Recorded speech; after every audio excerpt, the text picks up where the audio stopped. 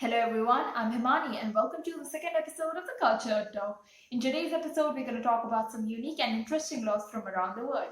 So let's get started. So, talking about laws, I in no way support any of these laws or I'm not against any of these laws. These are just some laws that I found unique and interesting. So let's start with our first law, that is the elderly rights law, and this law comes from China. So basically, in this today's time where everyone is busy with their jobs, people don't get to have a lot of family time. China was facing a problem. So China had the one-child policy for quite a while, and that's why uh, it was like children were busy with their own work, and the Chinese government and people noticed that children weren't able to take care of their parents and China has a huge population of people who are older than 60 years old. So the statistics suggest that in 2010 the number was 178 million and it is expected to grow like double by 2013. So that is a huge number. So the Chinese government came up with this law in 2013 basically, which suggests that children are supposed to take care of the parents' spiritual needs. They shouldn't neglect their parents. They should often visit their parents and basically, take be their parent. Basically, I was reading about Confucianism, which is followed in China a lot, which basically says that when you get older, your roles reverse. You become the parent. Like you are supposed to take care of your parents like they are your children. So that's why. But this wasn't being observed. People were, kicking out their parents, or they weren't able to take care. Like even if they weren't like kicking them out, but they weren't really able to take care of them. So the Chinese government came up with this law. So what I find really interesting about this law is that what we talk about, bonds, which are like, at least in India, when we talk about blood relations, we talk about them like highly, like, the same blood flows through your veins and you like it is you're connected by heart and stuff. But these days, we are supposed to come up with laws like this or something, which actually enforce you to take care of your parents. So that I found really I shouldn't say funny, but I think it's a bit disappointing to see that we are in a time when we are like people have to come up with laws like these. So yeah, so basically there is not like a, I was reading about it. I couldn't find anything like a hardcore punishment they have written. Like this will be the punishment if you don't do so. But yeah, there are going to be consequences. Like you will be forced by the government to visit your parents and things like that. So yeah, so this was the first law. For like more details of this law, I'll add some links in the description so you can read more about it. So the second law on the list comes from India, and this law revolves around suicide. So before going ahead with the law, I would just like to say this to the viewers that guys, please have some patience and listen to the whole thing before making any judgment and try not to misunderstand. I understand this is a very sensitive topic, and I would just request you to please calm down and listen to it with patience. So basically, this law suggests that attempting suicide is illegal. So if you try to attempt suicide and you aren't successful, you can face punishment, and this punishment can include imprisonment up to 1 year, or fine, or both. So basically, this law was made in the British times in the 19th century, and at that time, it was believed that killing someone, including yourself, is illegal or it is wrong with like even with respect to the state and with respect to religion. So after that, I read about certain religions like which say that committing suicide is illegal, like not illegal, but it is a sin. So many religions, including Jewish culture, Christianity, Islam, Buddhism, Hinduism, many of these religions say that it is wrong to hurt yourself or hurt anyone else.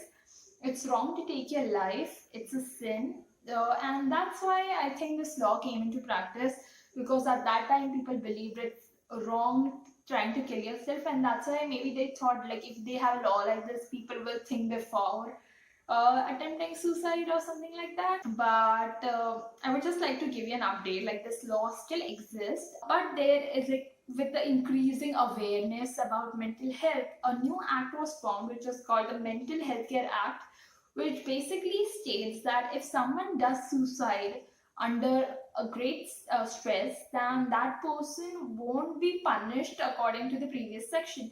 So, like, since most of the people do suicide under stress, so those people aren't really punished by the previous law we mentioned. So right now, this the effect of this law is pretty much nullified because of the Mental Health Care Act. So attempting suicide, like, what is my view on this, like, particular law, and why I wanted to include this law was because I think this law shows you how the times have changed. Because, like, I am 20 years old, like, I'm 21, okay. So yeah, I have seen this even, when as a kid I used to go to like, any religious gatherings, or like, we have religious lectures, right, where we go. So there, they used to say that, you shouldn't try to kill yourself because it's wrong. You only get life once, and if God has gifted you with life, then you shouldn't try to like, try to kill yourself and things like that. And that it's wrong, it's a cowardly act. But I think with the increasing awareness about mental health, people are finally realizing that, it is not something like, depression is a real thing, mental health is a real thing. These are serious issues which need to be addressed. These are diseases which need to be cured, and if someone does like that, they need to be cured instead of being punished. So I am really happy that they have made a law that, act which actually nullifies the previous law. And the Mental Health Care Act also helps, people like these who try to attempt suicide, get proper therapy, get like, they are sent to rehabilitation centers. So yeah, they are a help. So that's why I thought this law was really interesting, and I thought I should include this in my list. So the third law actually is a law that is there in many countries, and I think this law is a very smart law. So whoever came up with this law was a really smart person. So this law basically says that it's okay to run away from jail. It's legal to run away from jail, and this law is there in countries like Mexico, Germany, Austria, and many more countries. So the thing is, why I said this law is a very smart law is that uh, even though it's okay to run away from jail, there are various restrictions. So you cannot run away in your uniform, otherwise it's a theft. You can't break any of the, like, you cannot break the bars of the prison or any window. So otherwise that will be, destroying the government property, and then again that is a crime. So basically, you have to run away from the jail without committing a crime, which is again a very difficult task. So whoever came with this law was a very smart person. He or she said, like, okay, I understand it's your right to liberty that you want to run away, so we'll let you run away, and it's okay to run away. But again, you have to run away without doing any sort of crime. So that is something which I find really smart, and that's why I thought of including this law in the list. Also, I was reading the Mexican law for the, like, it's legal to run away. So there they said the time you spend outside jail after running away won't be considered. So you'll have to come back, spend the amount, like, whatever time was remaining, you'll have to spend that time in jail, and then you won't be in the good books. So basically, it isn't really any good if you run away. Other than that, if you, like, really run away somewhere where you aren't able to be found, then things might be different. But yeah, so that's why I included this law. I think it's very interesting. So if you're an animal lover, the next law is for you. So basically, in the city of Turin in Italy, there's a law which suggests that you're supposed to take your dog for a walk 3 times a day, and if you don't do so, you will be punished with a fine of around 600 euros. If you abandon your dog, if you abandon your animal or torture your animal, you will be punished up to 10,000 euros. And there are, like, many supporting statements, like many additional statements which go like, you cannot, if you are taking your dog for a walk on a cycle, so there are certain restrictions that the dog shouldn't, get suffocated. So the speed should be maintained. You cannot color your like animal's fur or anything, or do any sort of animal mutilation just for aesthetics. So I think anyone who loves dogs or animals in general would be delighted to hear laws like these, because these days, I'm not sure about other countries, but at least in India, I have seen so many videos going viral where animals are being tortured for views. I don't understand why this is happening, and like many people are against this. So I think laws like this can really help to improve the situation. And I was reading like how are they going to monitor this law, because it's very difficult, to monitor this. So in this case, beware of your neighbors, because your neighbors can actually complain about you that you're not taking care of your animal, and then you'll be punished.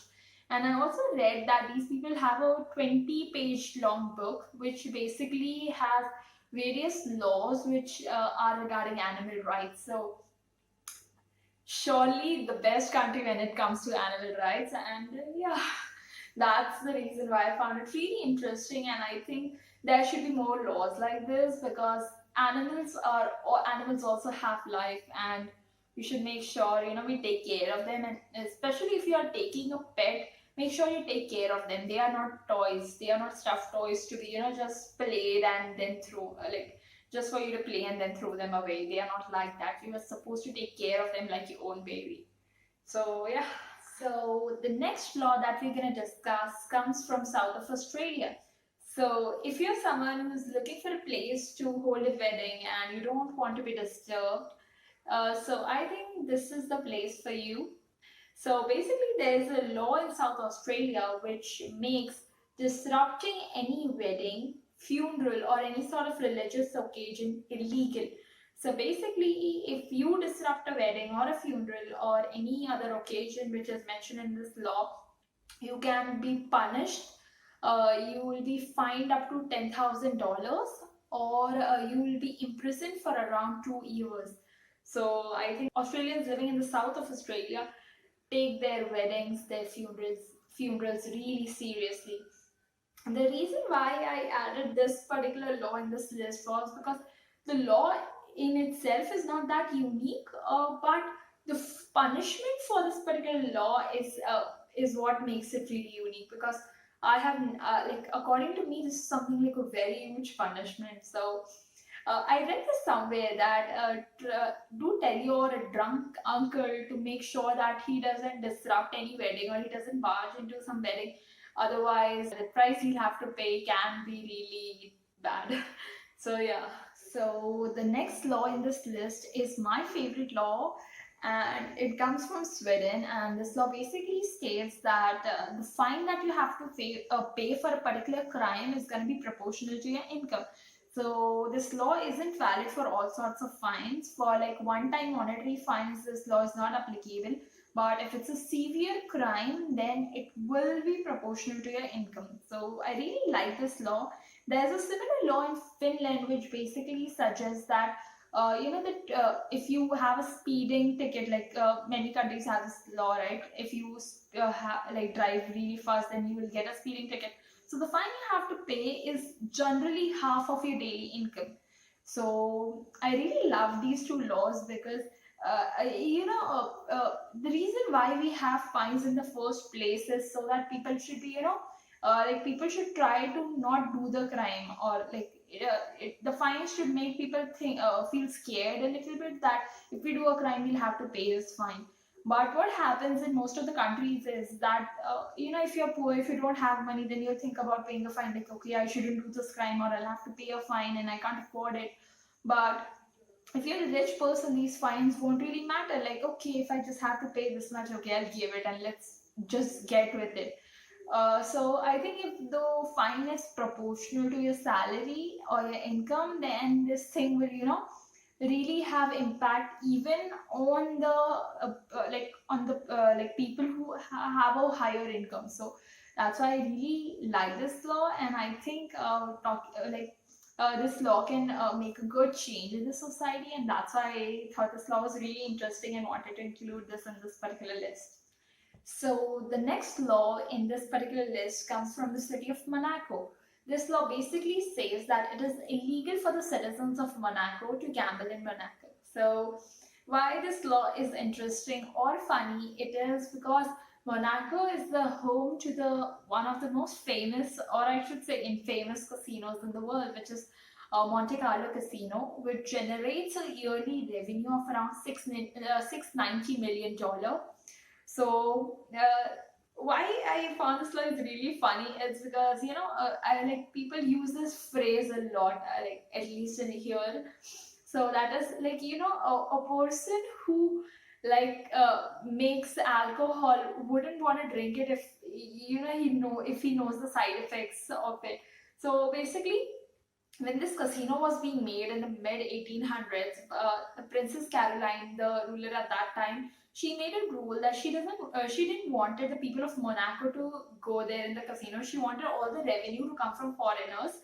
So she basically made this rule that no one in Monaco would be allowed to gamble there, and instead they were relieved from income tax, so they don't have to pay income tax. So that's why I found this law really interesting and really funny, that it is how it like basically is promoting gambling. Like you can come and gamble if you want to, but we won't let our people gamble. So that's why I found it really interesting. So the next law that we're going to discuss is from New York, and this law basically states that you're not allowed to wear mask or any sort of disguise unless you're in a party that has already received a permit. There are many similar laws available in other countries. For example, in Brazil, there's a similar law where you're not allowed to wear any sort of headwear, like helmet, when you are entering any sort of building. So I understand why this law came into making. Like it's pretty simple to understand that because like these days most of the surveillance is done by CCTV cameras, so they want your face to be recorded in the CCTV camera. So if at any point you do any crime, so they can catch you. I understand that, but the reason why I found it really interesting, especially the New York City law, was because even you're not allowed to wear it on streets. So like I watch a lot of like a lot of movies like K dramas and stuff, and a lot of K-pops are there. I've always seen celebrities always walking with their face covered because they don't want to be identified with the public. So like the famous people always walking with mask on or any sort of disguise on. So I was wondering what will be their condition in New York. So that's the reason why I thought this law was interesting. So do let me know, what do you think about this law? Because even the Brazil law, I think there are people who like wearing hats and stuff when they are entering buildings. So what do you think about it? So the next law comes from Nigeria, and this law basically says that it is illegal to import fruits, water, or any sort of drinks, wines from like other countries. So the reason why I thought this law was interesting, because right now we are in a situation where trading is everything, and like at least we have a lot of things, like we like trying out wines from different countries, like fruits from different countries, and I couldn't really see why they would actually want to like make it illegal. So I was very curious about that thing. So I like that thing really made this law stand out for me, and I like went through the list of things they have banned, and they had like a lot of things, like even water is banned from those countries. So I thought it was really unique. I'll add a list of all the things that are banned, like in Nigeria, what are things that you cannot import. So do go through the list, and you will understand why I said this law was pretty unique. So the last law that we're going to discuss today comes from a country in Eastern Africa. This country is called Eritrea, and the law basically says that it is illegal to practice a religion without first registering it with the government. So basically, Eritrea has four official religions, which are Eritrean Orthodox Church, Sunni Islam, the Roman Catholic Church, and the Evangelical Lutheran Church of Eritrea. So if you do not follow these particular religions and have some other religion, you have to like, of course you have to register your religion. So if you do not follow these four religions, then you are subjected to a lot of like mistreatment. You can be arrested, and basically you won't have certain rights that the people following the first four religions have. Also, like, you are only released when you re-announce your faith. Also, there is not like a direct penalty given for someone who doesn't like follow the particular religions, but if you come under a certain category of unlawful assembly, then you can face punishment such as imprisonment varying from 1 month to 6 months, and uh, a monetary punishment which can vary from $330 to $1,330. So the reason why I mentioned this law is because I think this law is extremely unfair, because we have always been taught, like when we think about modern education, we are told that everyone has a right to choose and they should be able to choose what they want to do or what they want to follow. So this particular law just takes that right away, and it is used in a very unfair manner. But I totally understand that there are many such laws there in the world. So I was just doing some research and I found out that around 12 Muslim majority countries have a death sentence for apostasy. So apostasy basically means abandoning abandoning something. So basically, if you abandon your religion, if you renounce your religion, then you can get a death penalty, and that too in 12 countries. And there are other like various countries which have many severe punishments as well. So this particularly shows that there is a long way to go for us to, become a society where people can do what they want to do and can, make choices for themselves instead of, the government telling them what to follow and what to do. So yeah, with this we come to an end of this video, and we come to the end of this list of top 10 interesting and unique laws from around the world. So finally we come to the end of this video. So before like officially ending this video, I would just like to say some things. So the reason why I wanted to do this video was because recently I was watching watching news about this particular criminal called Cho Sun. He's a criminal from South Korea, and he is a sexual offender who raped a 7 or 8 year old young girl. And then I understood like the reason why he got a really small punishment of 12 years was because there's a law in South Korea which says that if you do a crime under the influence of alcohol, the punishment gets a bit reduced or something. So I thought, like, after that, I thought I want to know more about laws in other countries, like how do things work. I know I haven't mentioned really serious laws, like, because I found a lot of them, like there were so many similar laws. So I couldn't really mention them here, but that was the reason why I wanted to do it. So if you want, you can watch that case. That's really easily available on YouTube. And also, you would see that I haven't really mentioned any North Korean laws, because North Korea as a country in itself is so unique with everything they do, and their laws are very unique. And being someone who, like constantly keeps watching videos, and like, I like reading about North Korea a lot, because I think it's a very unique case study in itself. So I haven't really mentioned any North Korean laws. So yeah, I just wanted to say that, some extra information. So if you stayed up till now, really thank you for watching my video till the end. I'm really happy this video finally comes to an end, because it took me a lot of time to record this. And yeah, while researching for this video, I found a lot of laws which were there in so many sites. But when I tried finding proof for them, those laws were proved to be wrong. So I have mentioned a lot of laws, laws for which I didn't find any proof, the laws which were actually found to be false. So I have mentioned the list at the end of the video, and I also mentioned some two laws which I thought were really unique. So I have mentioned them as bonus laws. So if you want to read details about any of the laws that I have mentioned in this video, you can check the description of this video, and I'll put links for all those sources. And other than that, please do like and subscribe to the like my video and subscribe to this channel. I'm so not used to saying this, so yeah, please show some support, and I hope you enjoyed. And looking forward to see you in the next video. Thank you. Bye.